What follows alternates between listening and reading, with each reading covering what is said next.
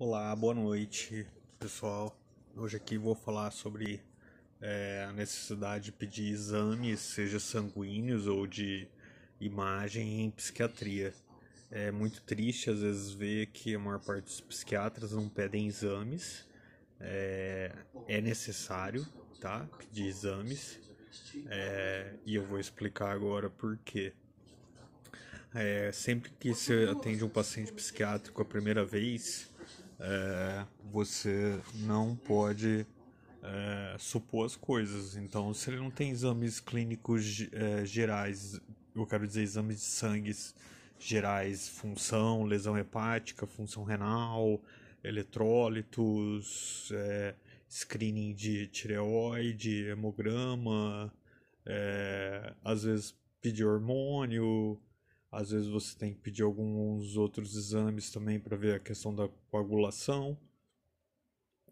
Se ele não tiver esses exames de início, você tem que pedir, porque vai te auxiliar, ou vai auxiliar o profissional no diagnóstico diferencial com outras doenças clínicas que simulam sintomas psiquiátricos.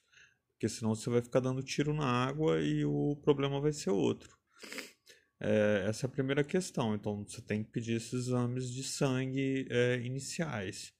Aí você faz a avaliação psiquiátrica, dependendo da história do paciente, você também vai poder pedir exames de imagem, que eu digo que é exames de tomografia computadorizada, ou ressonância magnética funcional.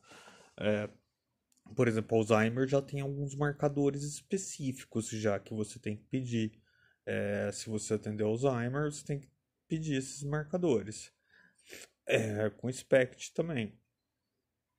Se você pegar um paciente com história de trauma na cabeça, de trauma crânioencefálico, com alteração do comportamento após isso, ligado temporalmente, e ele nunca fez um exame desse, você tem que pedir também. De preferência uma ressonância para ver partes moles. Se o paciente está tendo, por exemplo, o primeiro surto psicótico da vida dele, você tem que pedir também tomografia e ressonância. Às vezes você pega, por exemplo, pacientes que você faz o screening também é, é, por, por exames de sangue, e você vê, por exemplo, que tem uma questão assim de aumento muito grande de prolactina. Então, aí quando os remédios psiquiátricos podem causar isso, porque eles alteram o eixo tuberoinfundibular.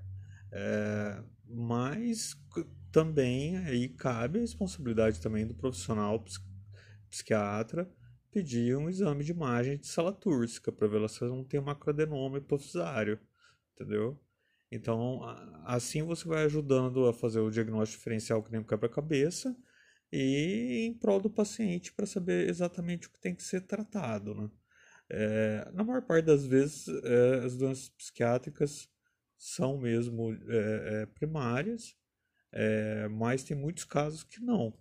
E aí, quando você começa a normalizar as coisas, você come bola e deixa passar casos clínicos que você vai tratar como um diagnóstico absurdo, assim, psiquiátrico e que não vai ter resolução.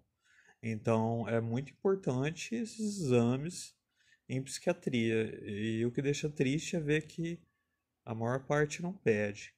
E aí eu queria fazer um adendo também, assim, a dois tipos de exame que já pode ter sido utilizado na história da medicina, mas hoje já se sabe, de acordo com o conhecimento da fisiologia do cérebro, como o cérebro funciona, como o corpo funciona de uma maneira mais detalhada, não tem necessidade de pedir tais exames, tá? Por exemplo, pedir exame de serotonina sanguínea. Não tem base para você fazer mais isso, tá?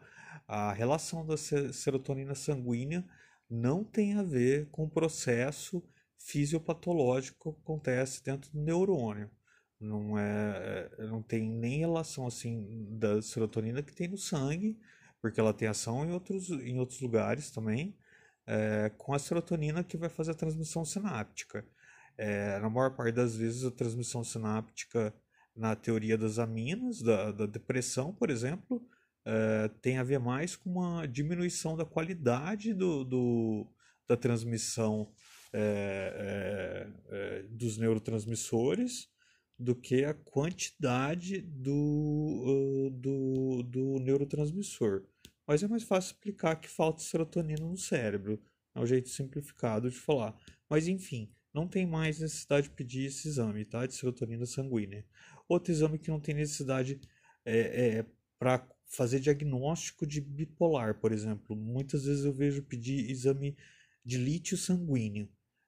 Não tem mais relação. Você não vai fazer diagnóstico de bipolar pelo lítio sanguíneo, tá? Todo mundo vai ter lítio sanguíneo baixo, tá? Lítio tem na água, né? Tem alguns lugares do mundo que tem maior concentração de lítio e que aí tem a ver também com outras teorias a respeito de Alzheimer, que pode proteger, mas isso já é outra história.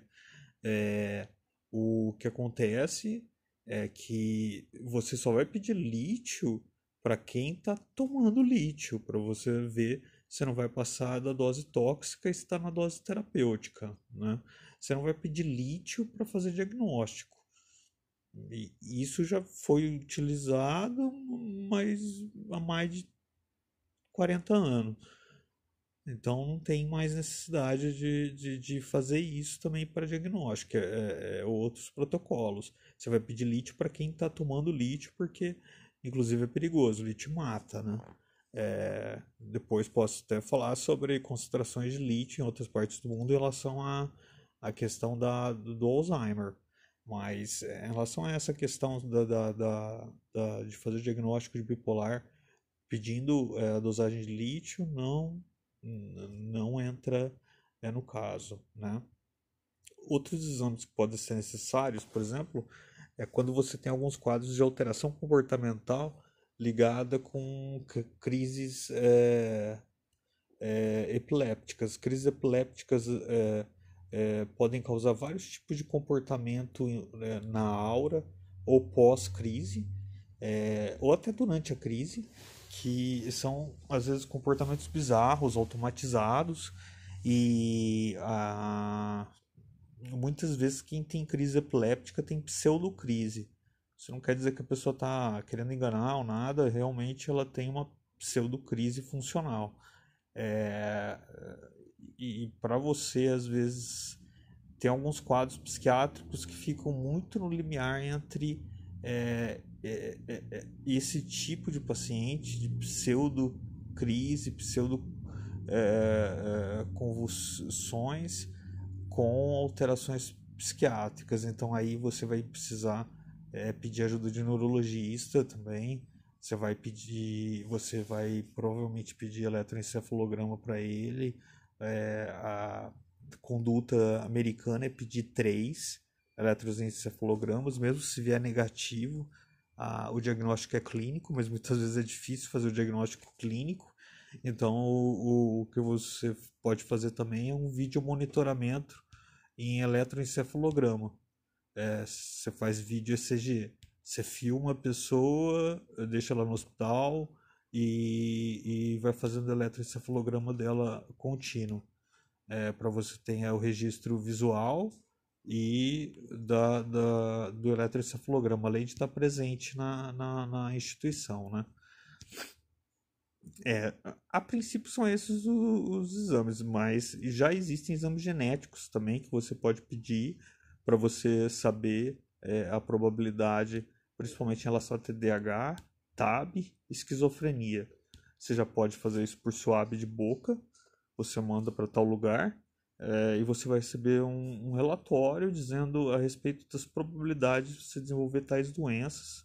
E além disso, você vai receber também um relatório a respeito dos medicamentos que, que você indicados para o tratamento de tais doenças, mas que muitas vezes pela sua genética você tem que usar em doses maiores. Então isso às vezes serve também na ajuda do tratamento. Só que tais exames ainda são caros, mas já estão diminuindo bem rápido o valor, né? Tem muito mais para ser falado, mas aí a gente vai falando conforme for postando, tá bom? Um abraço aí para todo mundo, boa noite.